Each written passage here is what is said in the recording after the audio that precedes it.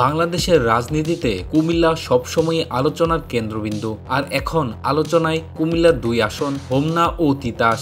বিএনপির এই আসনে শুরু হয়েছে মনোনয়ন নিয়ে তুমুল দৌড়ঝাঁপ, কৌশল আর তৃণমূল রাজনীতির গরম হাওয়া।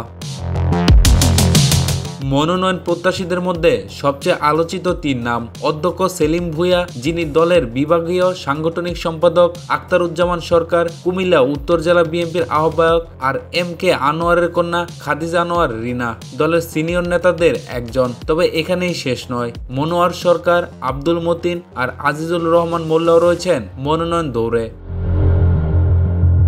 এই আসনে রাজনীতি বেশি সংবেদনশীল। 2001 সালের নির্বাচনে বিএনপি এখানে শক্ত অবস্থান নিয়েছিল, কিন্তু সময়ের সঙ্গে আসন পুনর্বিন্যাস হয়েছে, ফলে অধ্যক্ষ সেলিম ভূঁইয়া এখন আর ওই আসনের ভোটার নন, যা তার মনোনয়নের পথে বাধা হয়ে দাঁড়াতে পারে। অন্যদিকে আখতারুজ্জামান সরকার প্রায় 17 বছর ধরে তৃণমূলের সঙ্গে মাঠে রয়েছেন। দলীয় কর্মীরা বলছেন, যিনি দুঃসময়ের পাশে ছিলেন তারই প্রাপ্য মনোনয়ন এবার।